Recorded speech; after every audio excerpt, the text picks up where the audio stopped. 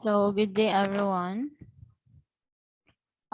Today we are having another video assignment, and this video assignment is regarding about lapwand and wavewand. So it is a video assignment for illustrating how lapwand and wavewand work. So let's start. So for the instruction, we are instructed or we are instructed to use a rope. So using a rope as a conductor and a wood or a cartoon as a rotor and illustrate how to do a lap wound and a wave wound pattern of windings in a DC generator. So in this slide, I've put a rotor coils with the commutator shaft brushes stator magnets. So in real situations or real applications, it is how the commutator works with the rotor coils here, and this is inside of a DC generator. So these are the patterns for the lap winding and the wave winding. So let us define different terms here. So the first term is the armature winding. Armature winding is defined as the conductors which are housed and protected within the armature slots are connected properly. These windings also are arranged in the armature slots, and the helpful EMF will be encouraged in this winding, which is received across the brushes. So we have here a rotor with coils here. This is already inside our machine or our motor. And also this armature winding is classified with two types, and that is the lap wound and the wave wound, or the lap winding and the wave winding. So first, let us define what is lap winding. The lap winding is the consecutive coils overlap each other. So as we have seen here, we overlap each other. So that is, but this side we have here the front part and the back part. So it will be explained. The first end of the windings is connected to the one segment to the commutator, and the starting end of the other coil is placed under the same magnet with which is different pole and joined with the same segment of the commutator. So we have here the commutator segment here below, and these are the conductors. And also the lap winding is used for high current, low voltage machines. That is the application for our lap winding. So lap winding classified into two types, which is the simplex lap winding and the duplex lap winding. In this winding, the number of parallel paths is equal to the number of poles, and for the duplex lap winding, the number of parallel paths is twice to the number of poles.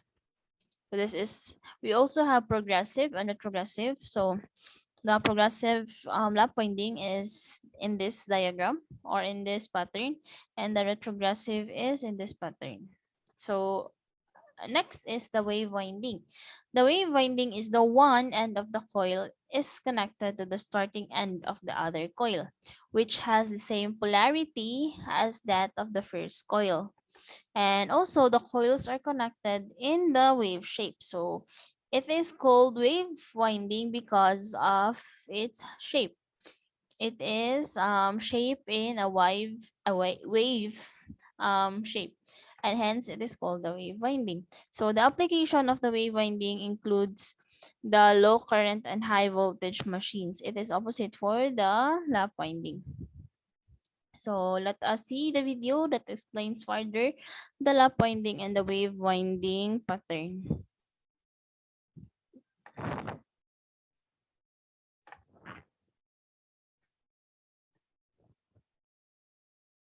So this is our illustration for the lap wound or lap winding and wave winding. So as I have here, this is my illustration. So we have here the armature slats.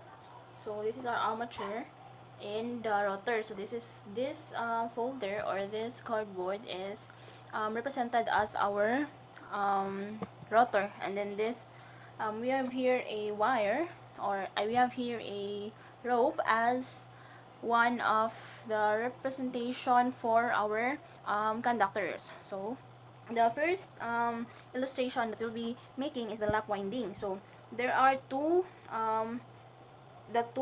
parts, or the two illustration for the lap winding. The first is the progressive. So if we start winding in clockwise direction, we turn each turn such as that we are moving clockwise.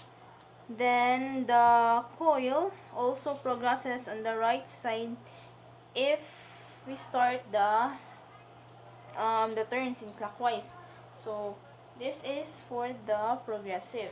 So we start here in the first by the way, this is the commutator segments and the front part of our rotor, and this is the back part, and then this upper part is the slats or armature slats, or the conductors. So we will start here from 1 and then turn to number 4 and then go back for the number 2, then follow for the number 5, and then go back to number 3, and then turn to number 6.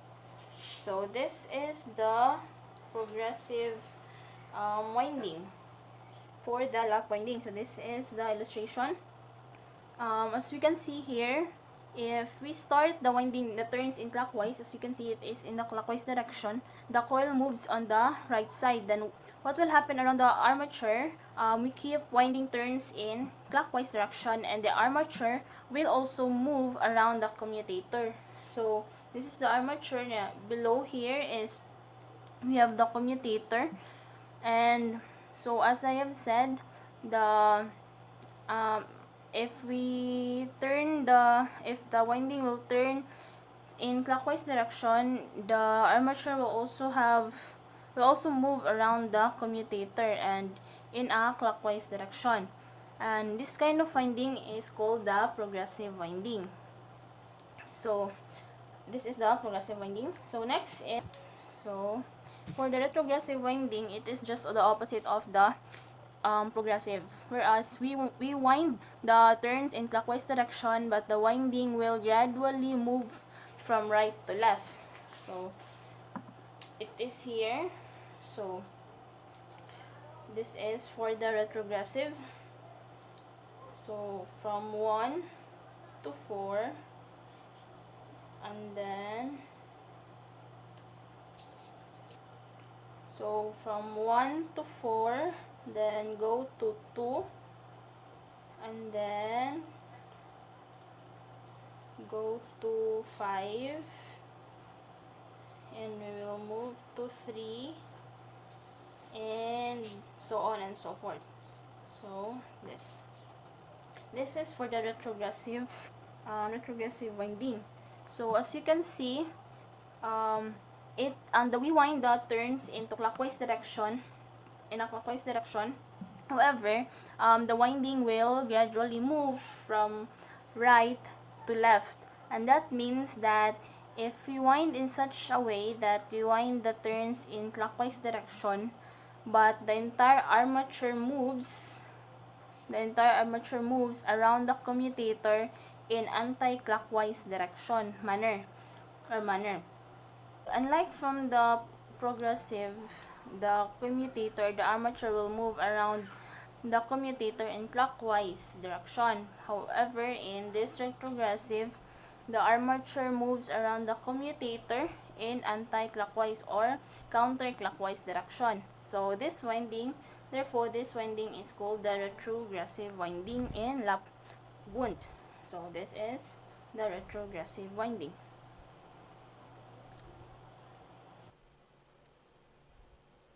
So next is the wave winding.